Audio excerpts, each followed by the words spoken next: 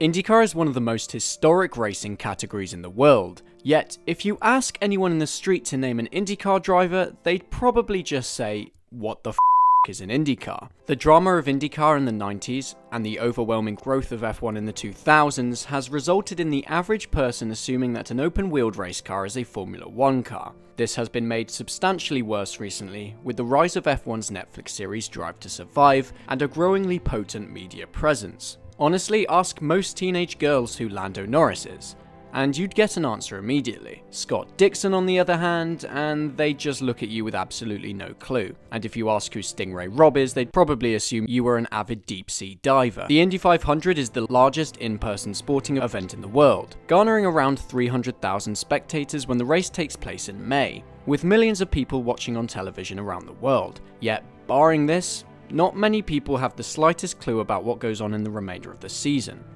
I understand that watching the grid follow the pace car for 50 laps around Nashville isn't the most gripping experience, but I'm talking about the entire season. You'd be hard pressed to find anyone who could name more than 3 tracks on the IndyCar schedule. Therefore, I want to make a video for every new IndyCar fan out there, or even the old ones who want to revisit the past, explaining the history of IndyCar and how it got to where it is today.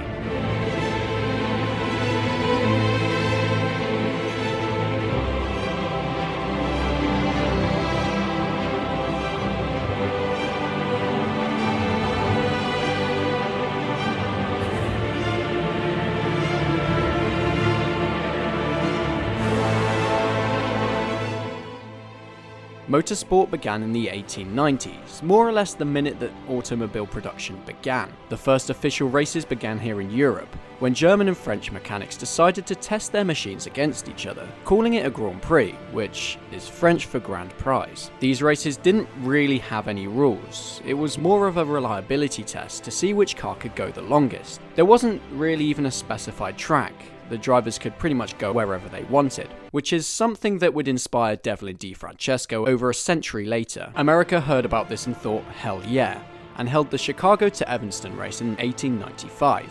The race covered roughly 50 miles and drew in attention from people around the country, who realised that it could actually be quite entertaining. There were 5 drivers in total, who ended up racing in the snow for over 10 hours, but it would be the Duryea brothers who claimed the victory in a custom-built car. The existence of manufacturers at the time was incredibly limited, meaning that if people wanted a car, they pretty much had to bloody build one. The innovation of circuit racing hit motorsport in the early 1900s, with the first organised competitive season coming to fruition in 1905. This was run by the newly founded American Automobile Association, or as we're going to call it, the AAA. Most of the tracks were dirt track ovals, consisting of a distance of roughly 1 mile. The first race ever was won by Louis Joseph Chevrolet, which is probably sounding alarm bells in your head right now, like it did with me. The racing saw a drought after the 1905 season, but came back with a street race in 1909, in Portland. It was a 14-mile long track, which is increasingly rare by today's standards. Heck, some of the tracks were up to 23 miles long. There was one specific track on the calendar that stood out, however, the Indianapolis Motor Speedway. The track was paved with bricks, hence the nickname the Brickyard, as opposed to dirt like the majority of other tracks at that time. This made the track faster, reaching average speeds of 70 miles per hour. This was mind-blowing compared to the standards of the time. In 1911, the AAA had the ingenious idea of turning this track into its own grand event, making it a 500-mile long race and naming it the 1911 International 500-mile sweepstakes race. Obviously, we know today that that didn't really stick, so they came up with something a little bit catchier: the Indy 500. This also came with a rebrand, labelling the series IndyCar, as opposed to it being previously called Champ Car. The very first winner of this prestigious event was Ray Harroun in his Marmon Wasp, unknowingly beginning an entire century of racing heritage, with an average speed of 74 miles per hour. So how long did this race take, I hear you ask? Nearly 7 hours. Rookie numbers, to be fair, compared to Stingray Robb. Harroun was the only driver with a single-seater car, kickstarting the innovation of having a single-seated open cockpit race car. AAA stopped sanctioning IndyCar races in 1956, with USAC being its eventual successor. Throughout the next few decades, IndyCar racing began to thrive, having a calendar that could rival the Mushroom Cup in Mario Kart. They had races around paved ovals, dirt ovals, street races, road courses, purpose-built tracks, and even the Pikes Peak hill climb at one point. In 1965, Jim Clark won the Indy 500, being the first driver to take victory in a car with a rear-fitted engine.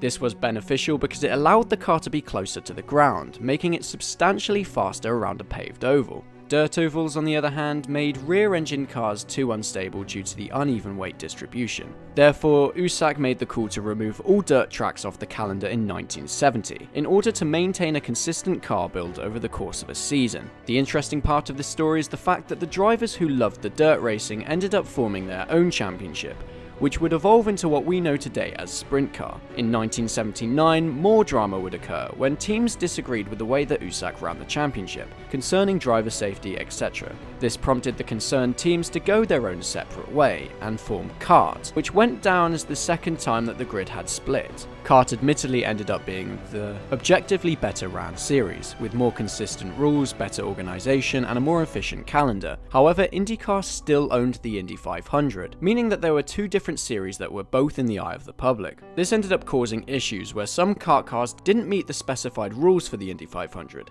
sending the series into despair. This appeared to be an intentional middle finger from IndyCar to CART, since it's almost as if they did everything they could do to cause problems for the rival series. 1996 saw another split. Remember at the start when I mentioned that the popularity of IndyCar was ruined by drama in the 90s?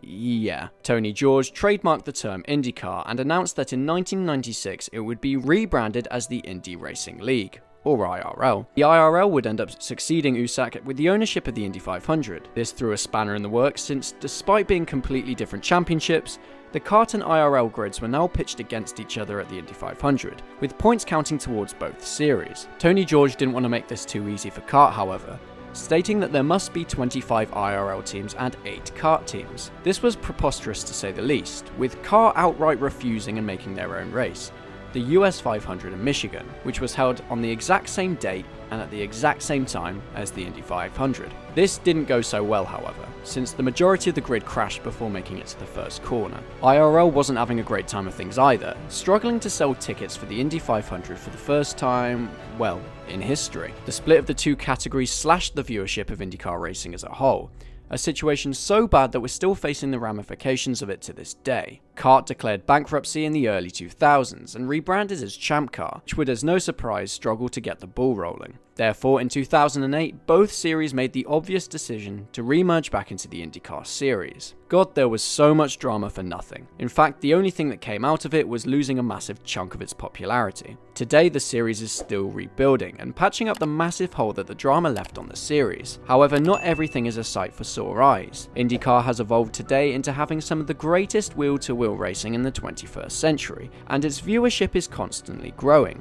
I am so unbelievably proud to be a part of the IndyCar community and help to write its story, as we enter a new era of IndyCar, not tainted by decade-old drama. The series has such a rich history which has in some way influenced every single top flight motorsport category in the world. F1 uses single-seater open cockpit cars because it was discovered to be beneficial in Indy, sprint cars evolved from dirt track Indy cars, and NASCAR race on ovals because Indy cars did. It's historically a legendary racing category and you can all see why. So here's to the future of IndyCar. Subscribe to the channel in order to never miss my IndyCar content, and I will see you all in the next video. But until then guys, have an awesome week.